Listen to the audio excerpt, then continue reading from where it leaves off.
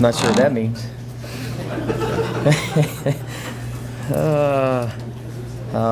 First off, we got to thank some of the people that help run the tournament, because it doesn't work without volunteers. So Dan, Jen, and Carrie, they did most of the work. They were up at the table all day. Did the work on the computer. So appreciate the work that they did. And anybody else that volunteered, because it takes some work to run all those people through. As far as the tournament overall, I was listening to Farley talk, and he talked about having everybody on board for one common cause. And you know what, I tell you what, we had some guys that competed that way, that that we wanted, talking about being a national champion or national championship team, and we had some guys that did compete that way, and a couple guys that I'm looking at right now, just looking at these guys' picture, Thomsen and Crumweedy, winning the tournament more than how they competed. A guy like Peter Stewart, who he's a walk-on our team, but how he competed is exactly how we want guys to compete. He wrestled 2 matches back-to-back. I don't know anybody was there, but he was about the last 2 matches, but he wrestled 2 matches back-to-back because that 49-pound weight was kind of jacked up. So he ended up wrestling a match, and he didn't know that the other guy hadn't just wrestled a match, and he's still sweating. He's got blood coming off his lip, and he's like, I'm ready to go. And I think that psyched the other guy out, because I tell you what, that guy got exhausted. So it was good to see. It was good to see a guy compete like that. Drew Foster, got beat the first match, and he came back and got third. And you got some guys that are fighting through and battling through injuries. A guy like Hodges, even though he's not 100%, he's still going out there scrapping hard every time. So there are a lot of positive things, but I tell you what, how we competed was, in a lot of spots, wasn't acceptable for UNI wrestling. I mean, if anybody was there, they know what I'm talking about. They know and they saw it, and I tell you what, there has to be something done about that. And we had a talk with our team, and everybody's got to examine why they're on the team, why they're part of the sport. And there has to be a personal pride when you step out there. There has to be something special when you put on the purple and gold, and there has to be some sort of reason when you compete and why you compete. And we got to have more of that. So there were some really good examples of what we want and how we want guys to compete, and then there were some where maybe you're scratching your head, and you know what, we gotta reevaluate here.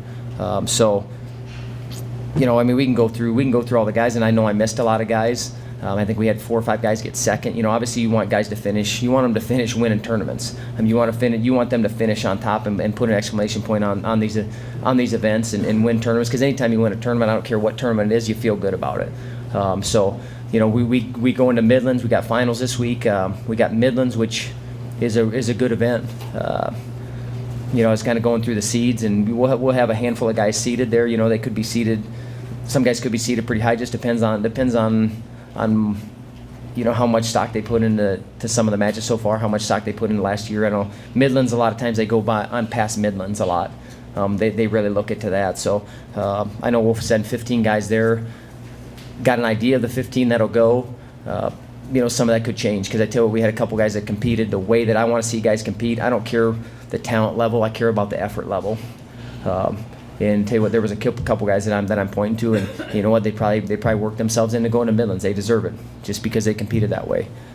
So I guess any questions? I know we only had a couple of guys didn't, a handful of our guys didn't compete because some guys are dinged up. Some guys, it's the best thing for them to get a little break and get a little time away, because understand that we are still building for March. And Midlands is a big event. There's really 3 big events throughout the season. We went to one of them, Las Vegas. The Scuffle's over Christmas break, and so is Midlands, and so we're going to get our guys geared up and ready for that. So, any questions? As well as he's performed early on, is there any chance that Max, you might pull the red shirt on Max? He's going to Midlands, so we'll know a heck of a lot more out of there. But I tell you, I do like how he's competing. I like there's some things that we're working on with him, just being able to penetrate on shots. And he's doing a better job at it. I know that seems like it's maybe an elementary skill. All guys know how to penetrate, but you watch him, a lot of times he just drops. There's no penetration to it. So we've really been spending a lot of time on that, and he's doing it. He's setting up his shots better, and I tell you what, he's competing with a little bit of an edge. I like how he competed. I like that finals match. I don't know if anybody saw the finals match, but the kid from Iowa State, just basically, this is my mat, and you know what, I'm gonna do whatever I want to you.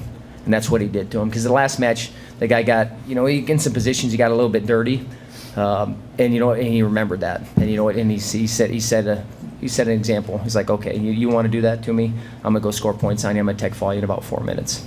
and that's what he did. So I love how he competed, and I love kind of just the effort and energy that's going out there.